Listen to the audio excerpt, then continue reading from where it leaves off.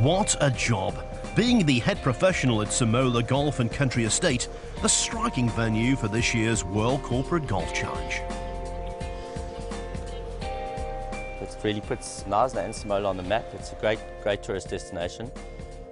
We have plenty of rounds coming throughout the year, mainly holiday makers, and the reports we get back from the players is unbelievable.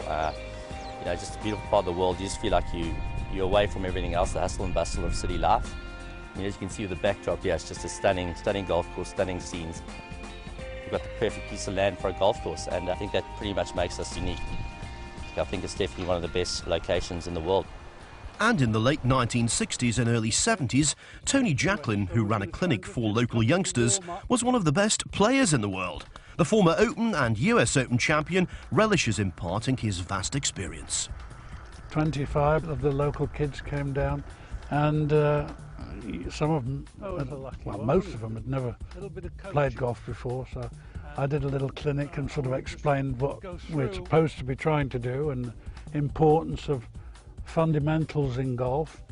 In golf, the most important single thing is the grip. If I put both my hands together like that and do that, that's the golf grip. And we're going to go down there, and I'm going to watch each one of you and give you a smack in the ear if you don't do it right.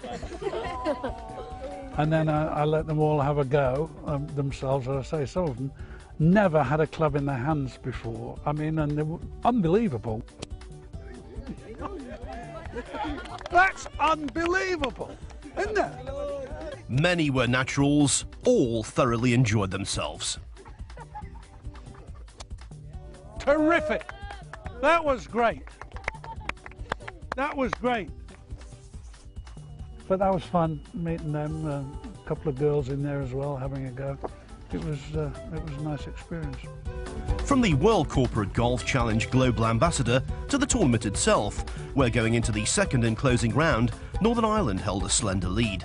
Unfortunately, the weather didn't cooperate, as heavy rain created miserable conditions. One team that did feel at home were the Malaysians from Maybank, who sponsor the Maybank Malaysian Open on the European Tour, an event that's often been interrupted by a tropical downpour. We're very proud to be here. We represent Team Malaysia and our company Maybank, the biggest bank in Malaysia. To come here playing with all the golfers from all over the world, I think it's a very valuable experience for us. Yeah, really happy to be here. We thanks our company. No amount of precipitation could precipitate any complaints from those taking part. The pairings from Malaysia and Botswana exemplified the level of pride generated from qualifying for the final of such an international event. No, it's fine, really. You think so? Yeah, it will come down. It gives us amateurs an opportunity to play like on a world-class, golf event, because we play at home social golf. Look, I don't intend to turn pro because it's too late in the day for me, but this kind of a tournament, it takes us closer to the professional side of golf, which is really exciting. Our Hazima speaks well, swings beautifully. Yet another plus for her gratified partner. The staff, the service has been excellent, and the only disturbing thing is the weather, which you see now, and we're just a bit concerned.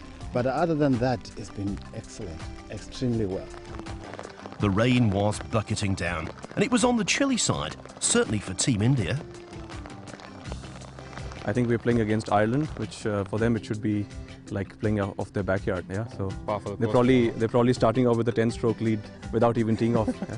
But we'll give it our best. Yeah. You learn a lot about other cultures. And it's also interesting how common things are when it comes to golf. Golf is a great binder. We have the same trials and tribulations on the golf course, or off it actually in many ways, which you discuss over a beer. It's a good format, great equity, great asset. I think it's only going to get better as the years progress. Fantastic place, great hospitality, wonderful people. I'd love to come back. They've won the Northern Ireland and the UK finals. Now can McBurney and Johnston complete the hat-trick at Samola? It would be fantastic. It would be simply fantastic, but as a lot of us have said through the week, the prize is being here. If we can win, that's just icing on the cake, but it's been brilliant. Well, there were no sign of nerves when the leaders teed off. That, as they say, will do nicely. And so will this from Charles John on the second. Good roll. Get in for him. Come on. An early birdie for Zimbabwe. Our cameramen are accustomed to being a little damp, but this is extreme even for them. The rain for Spain was falling on Samola, but it didn't block their path to a birdie on the 7th. You know, when water collects on greens, chips tend to skid. This from the Nigerians on the 4th did precisely that, but it was judged almost to perfection. Samola has its share of water hazards, and many of the 97 bunkers here temporarily fell into that category during the consistent downpour.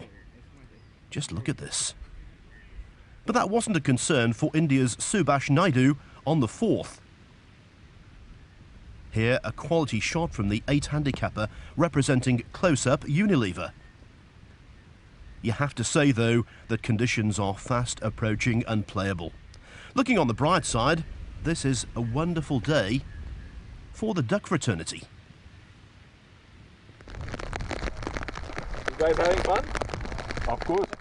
By now, the unusual weather for this sun-blessed region was deteriorating rapidly. But to no one's surprise, both players from Northern Ireland were coping well. How's this for touch from John McBurney on the 4th?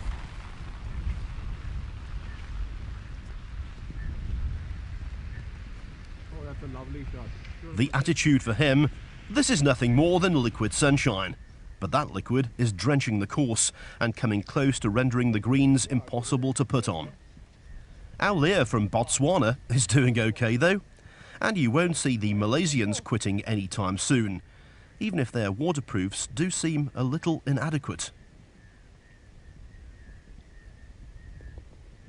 Swinging, putting, and smiling in the rain.